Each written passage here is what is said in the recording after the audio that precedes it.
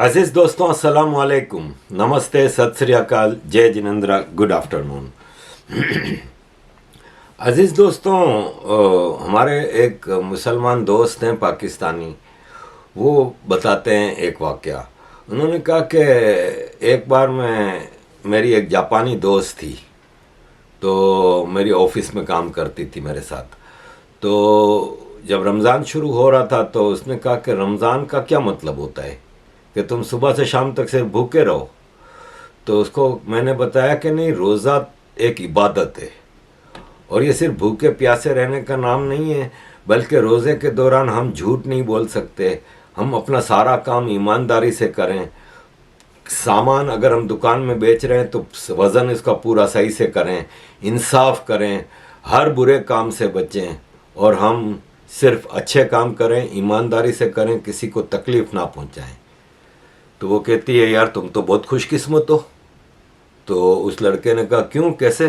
तो उसने कहा, तुम लोगों को तो सिर्फ एक महीना ये सब करना है, हमको जापान में ये पूरा साल करने के लिए कहा जाता है।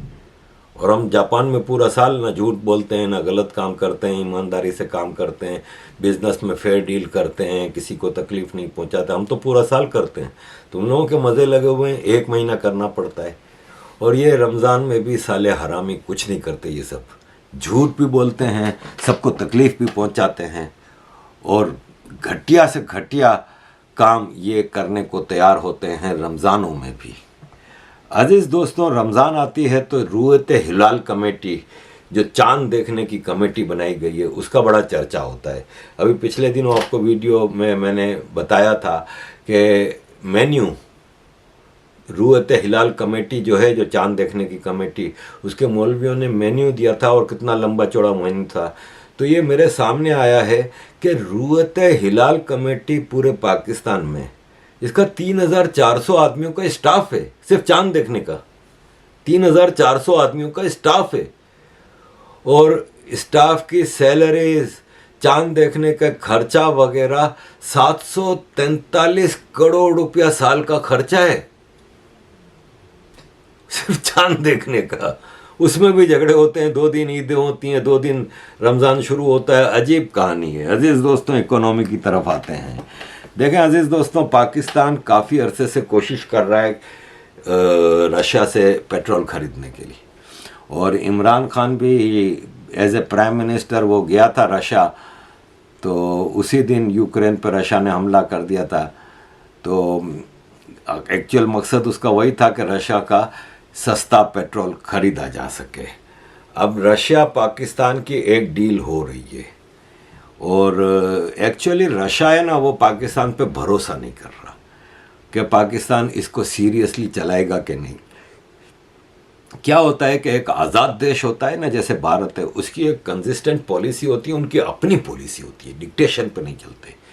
पाकिस्तान का मसला ये है कि पाकिस्तान आज़ाद नहीं है, पाकिस्तान अमेरिकी कंट्रोल में है। रशिया को भरोसा नहीं कि एक डील के बाद पाकिस्तान पीछे हट जाएगा, पैसे नहीं देगा वगैरह वगैरह। तो और दूसरा, पाकिस्तान बहुत ज़्यादा डिस्काउंट मांग रहा है। अब सिचुएशन ये है कि इंटरनेशनल मार्केट में इस वक्त पेट्रोल की कीमत $82.78 पर बैरल है। रशिया तो बहुत सस्ते में दे रहा है इंडिया को, चाइना को। तो अमेरिका ने रशिया के ऊपर प्राइस कैप लगाया है कि जो भी रशिया से ख़रीदेगा वो मिनिमम $60 से सस्ता नहीं खरीदेगा अपने अलाइ कंट्रीज़ को। इंडिया खरीद रहा है, चाइना खरीद रहा है, लेकिन पाकिस्तान तो आज़ाद नहीं है ना। तो पाकिस्तान रशिया को कह रहा है कि तुम इंडिया को $50 पर बैरल दे रहे हो तो हमें भी $50 पर बैरल दो। ये अभी बातचीत चल रही है। अब पाकिस्तान की जो इकोनॉमी तबाह है, पाकिस्तान का जो मेजर इंपोर्ट है ना, वो पेट्रोल और एनर्जी रिसोर्सेज हैं। उसके लिए पाकिस्तान पूरी कोशिश कर रहा है कि रशिया से सस्ता तेल मिल जाए।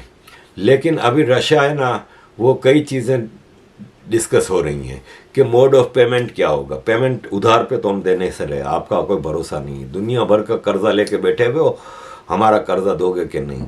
दूसरा, शिपिंग कॉस्ट देखनी होगी, क्योंकि आपके लिए हमारा कोई बॉर्डर तो मिलता नहीं है।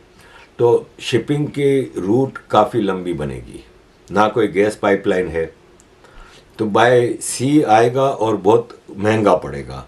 दूसरा इंश्योरेंस होगा। ये सब चीज़ों मिला के तो पाकिस्तान उम्मीद कर रहा है कि अप्रैल के एंड में पहला कंसाइनमेंट आ जाएगा, क्योंकि रशिया से अगर मार्च की एंड तक भी डील हो जाती है ना, तो पाकिस्तान पहुंचने में 30 दिन लगेंगे। 30 दिन के बाद रशिया से चलेगा ना, तो 30 दिन बाद पाकिस्तान वो पेट्रोल पहुंचेगा, और इस शिपमेंट का खर्चा 10 से $15 पर बैरल एडिशन होगा। पाकिस्तान के लिए चीज़ें इतनी आसान नहीं रशिया के साथ जितनी भारत की हैं, क्योंकि भारत एक आज़ाद देश है, भारत अपने फैसले खुद करता है, इसलिए भारत के लॉन्ग स्टैंडिंग रशिया से ताल्लुकात हैं। तो पाकिस्तान अगर ये समझता है कि रशिया पाकिस्तान के साथ वैसे ही डील करेगा जैसे भारत के साथ, तो ये पाकिस्तान की बेवकूफ़ी है। मॉस्को कह रहा है कि हम पाकिस्तान के ऊपर भरोसा नहीं करते, इसलिए अभी हम सिर्फ एक कार्गो डील की बात करते हैं कि एक ऑयल कार्गो जाएगी, और इसके बाद हम देखेंगे कि ये कैसे चलता है, और इसके बाद ट्रस्ट बिल्ड होगा।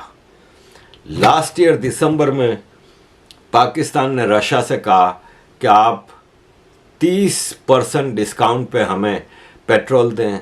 रशिया ने का सवाल ही नहीं पैदा होता, हम आपको 30% डिस्काउंट पे तो पेट्रोल दे नहीं सकते। अब पाकिस्तान की इकोनॉमी की सिचुएशन इतनी ख़राब है कि रशिया 10 बार सोचता है। पाकिस्तान के फॉरेन एक्सचेंज रिज़र्व है ना, वो अभी कुछ हफ्ते पहले $2.9 बिलियन तक पहुंच गए थे, जो अब चाइना की मदद आने के बाद $4 बिलियन के ऊपर तकरीबन पहुंच गए हैं। लेकिन इसकी वजह मेन ये है कि पाकिस्तान ने इंपोर्ट एलसी सब बंद किया हुआ है, और दूसरा पाकिस्तान का फॉरेन एक्सचेंज, बाहर से जो रेमिटेंस आता है और इस तरह थोड़ा बहुत बढ़ रहा है, थोड़ी एक्सपोर्ट हो रही है, लेकिन कब तक आप खर्चे रोक के रखेंगे। और आईएमएफ की 1.1 बिलियन की जो ट्रांश है उसका भी इंतज़ार कर रहा है। पाकिस्तान के फॉरेन एक्सचेंज रिज़र्व है ना, वो 1 जुलाई 2022, ये पाकिस्तान का फिस्कल ईयर शुरू होता है 1 जुलाई से 30 जून तक, तो 1 जुलाई 2022 को पाकिस्तान के फॉरेन एक्सचेंज रिज़र्व्स $10.30 बिलियन थे, लेकिन सिर्फ 7 महीने में $7 बिलियन खर्च हो गए। अब सिचुएशन ये है कि पाकिस्तान का जो फ्लड आया था उससे पाकिस्तान को 15 से 17 बिलियन डॉलर का नुकसान हुआ है, और वो फ्लड के हवाले से चीज़ें काफ़ी पाकिस्तान को पीछे ले गई हैं। उसको असल मसला क्लाइमेट की वजह से या फ्लड का मसला नहीं था, असल मिसमैनेजमेंट है, चोर बाज़ारी है। असल जो पाकिस्तान की रूलिंग एलिट है उसकी चोर बाज़ारी है, क्योंकि जितना मदद का सामान आया वो सब बाहर बिक रहा है। एक दो नहीं, कई वीडियोस में देख चुका हूँ, कई जगहों पे देख चुका हूँ। यूनाइटेड नेशंस के यूनोसेट ने एक रिपोर्ट बताई है, लेटेस्ट रिपोर्ट, कि सिंध में 3.5 लाख कम से कम और ज़्यादा से ज़्यादा 13 लाख लोग आज भी सैलाब के पानी में घिरे हुए हैं। 3.5 लाख से 13 लाख के दरमियान तकरीबन एक फिगर है। सिंध में 5,900 स्क्वायर किलोमीटर का इलाका आज भी पानी के अंदर डूबा हुआ है। सिंध के ज़िला खैरपुर और कश्मोर कंदकोट के 115 स्क्वायर किलोमीटर के इलाके पूरे पानी के नीचे हैं। यूनोसेट की रिपोर्ट फरवरी 2023 की सैटेलाइट के ज़रिए पिक्चर्स लेने के बाद ये रिपोर्ट बनाई गई है। ये आप खुद अंदाज़ा लगाएं कि पाकिस्तान सैलाब के नाम पे कितना घिनौना काम कर रहा है, अपने लोगों को तबाह कर रहा है। अजीज़ दोस्तों, पाकिस्तान को चाइना ने $1.5 बिलियन मांग लिए हैं। मसला यह है कि पाकिस्तान का आईएमएफ से आप डील करते हैं ना, तो एक ऑर्गेनाइजेशन से। चाइना के मसले हैं कि आपने मुख्तलिफ बैंकों से मुख्तलिफ जगहों से लोन लिए हुए हैं, कोई दे रहा है, कोई ले रहा है, कोई दे रहा है, कोई ले रहा है, ये हिसाब किताब चल रहा है। अब अभी चाइना ने 1.3 बिलियन की लोन पास की, जिसके 800 बिलियन आ गए। अब चाइना के जो चार्ज अफेयर्स है ना पाकिस्तान में, वो अभी तारिक फातमी से मिले थे। चार्ज अफेयर्स पांग शुनजू मंडे को मिली थी ये सैयद तारिक फातमी, जो कि special assistant to prime minister for planning commission हैं उनको। तो उन्होंने 13 मार्च को एक ख़त लिखा था पाकिस्तान की स्टेट बैंक को और पाकिस्तान के गवर्नमेंट को कि चार्ज अफेयर पांग चुनजू ने कहा है कि चाइना के जो पावर प्लांट्स हैं, इंडिपेंडेंट पावर प्लांट्स जो चाइना ने पाकिस्तान में कई जगहों पे लगाए हैं, तो जिस कंपनी ने लगाए हैं उनके आपके ऊपर 1.5 बिलियन डॉलर का ओवरड्यू हो गया है। यानी आप का इलेक्ट्रिसिटी का एक बिल आता है, 1 महीना आपने नहीं भरा, 2 महीना नहीं भरा, अब इसकी आखिरी तारीख होती है ना, ड्यू डेट होती है। अब वो ड्यू डेट भी गुजरे हुए ज़माना हो गया है, लेकिन पाकिस्तान सरकार ने अब तक उन इंडिपेंडेंट पावर प्लांट्स के 1.5 बिलियन डॉलर अभी तक नहीं भरे। और उससे चार्ज अफेयर ने कहा कि हमारे बिजनेसमैनों में चाइना में बड़ी बेचैनी फैल रही है, और चाइनीज़ बिजनेसमैन हैं जो वो अब पाकिस्तान के लिए बड़ा बेचैनी से देख रहे हैं कि किस तरह ये मामला हल होगा। और हमारे power plants Sahiwal Punjab, Hub Balochistan, port Qasim Sindh, इन जगहों पे लगे हुए हैं, और आपकी करेंसी एक्सचेंज रिस्ट्रिक्शंस और इन सब चीज़ों की वजह से हमारे लिए मामला ख़राब हो रहे हैं। आप कुछ करें। अब करें क्या पाकिस्तान की हुकूमत ने ये इमरान खान का जो ड्रामा चल रहा है, इसमें चुपचाप पेट्रोल बम गिरा दिया और पेट्रोल की प्राइस 5 रुपया फ़ी लीटर और डीजल की प्राइस 13 रुपया फ़ी लीटर बढ़ा दिया। और हामिद मीर ने शहबाज शरीफ के साथ एक इंटरव्यू किया, जिसमें शहबाज शरीफ ने साफ कहा कि मेरे बहादुर और मेहनतकश पाकिस्तानियों के लिए आगे और मुश्किलात आने वाली हैं, चीज़ें बहुत मुश्किल होंगी, और हमने बड़े कड़े फैसले किए हैं। IMF के साथ हमारी स्टाफ लेवल का एग्रीमेंट बहुत जल्द हो जाएगा, लेकिन मैं आपको बता दूं कि हमने IMF की शर्तों की वजह से अपनी पब्लिक पे बहुत बर्डन डाला है। लेकिन आपको मैं ये भी बता दूं कि आगे इससे ज़्यादा बर्डन पाकिस्तान के ऊपर आने वाला है। पब्लिक इसके लिए तैयार रहे। तो अज़ीज़ दोस्तों, ये पाकिस्तान की इकोनॉमिक सिचुएशन है। मैं आपको थोड़ा सा तोशा खाने के हवाले से बात करना चाहूँगा कि आपको याद होगा कि जो पाकिस्तानी रूलर्स होते हैं ऊपर से लेकर नीचे तक, कोई फॉरेन ऑफिस का डेलीगेशन भी जाता है किसी कंट्री, तो वहाँ से छोटे तोहफे मिलते हैं। कोई बड़ा आदमी प्राइम मिनिस्टर या प्रेसिडेंट या आर्मी चीफ जाता है, उसको तोहफे मिलते हैं। तो उस पर इमरान खान के हवाले से घड़ी चोर और ये सब चीज़ें हुई थी ना, तो शहबाज शरीफ ने क्या किया कि शहबाज शरीफ ने मुशर्रफ के पीरियड 2002 से लेकर अब तक के तोशा खाने में से किस किस को गिफ्ट मिले थे और वो गिफ्ट किस किस ने सरकार की उसमें से खजाने में से निकाल के अपने पास रख लिए थे, एक 10% आपको पेमेंट करनी है। सपोज एक गिफ्ट मिला है, इसका ₹1,00,000 एस्टिमेट है प्राइस का, तो आप 10,000 रुपया दे के वो रख सकते हैं। ये पाकिस्तान का लॉ है, ये पाकिस्तान है ना। आपको याद होगा मैं मोदी जी की वीडियो दिखा चुका हूँ, वापस देख लें। मोदी जी को सुनने में बड़ा मजा आता है, 2 मिनट की है, ज़रा देखें। जब मैं गुजरात में था मुख्यमंत्री के नाते, तो सार्वजनिक समारोह में जाता था तो लोग बैंड सौगात देते हैं, बढ़िया सा शॉल देते हैं, कभी कोई चांदी की तलवार दे देता है, कोई अच्छा अच्छा ताजमहल दे देता है, कुछ ना कुछ देते रहते हैं, बहुत बढ़िया बढ़िया पेंटिंग देते हैं। तो मैं भी इंसान हूं, मेरा भी मन करता है यार ये बहुत बढ़िया पेंटिंग इस घर में दीवार पे लगाऊंगा, मेहमान आएंगे तो अच्छा लगेगा। ये बढ़िया से मूर्ति दी है, यहाँ रखूंगा तो बहुत अच्छा, मेरा भी मन कर, आपका भी मन करेगा, करेगा कि नहीं करेगा? मेरा मन नहीं करता था।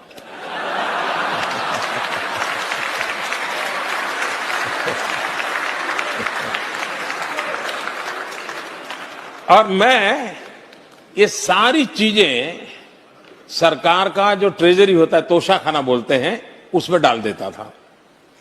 वो भी बड़े तंग आ गए कि ऐसा क्या सब्जी से आप बारियां बेच देते हो। मैंने कहा मैं कहाँ रखूंगा भाई, मेरे कौन संभालेगा इन चीजों को, कोई उसके लिए किसी को रखना पड़ेगा मुझे। मैं दे देता था। फिर मैं उसका वैल्यूएशन करवाने लगा, फिर मैंने उसका ऑक्शन करवाना शुरू किया। हम लोग जानते हैं हिंदुस्तान में राजनेताओं के साथ ऐसी बातें सब सच होती है, सभी मैं नहीं कहता हूं, सब झूठ होती है, ये भी मैं नहीं कह सकता। लेकिन ये तो होता है कि यार वो फलाना था, इतना ले गया। लेकिन मैं गर्व से कहता हूं कि जब मैंने गुजरात छोड़ा था तो ये जो मुझे मिलती थी चीजें, मैं उसका लगातार ऑक्शन करता था पब्लिक में, और ऑक्शन करके उससे जो पैसा आता था वो मैं गर्ल चाइल्ड एजुकेशन के लिए सरकार में डोनेट कर देता था।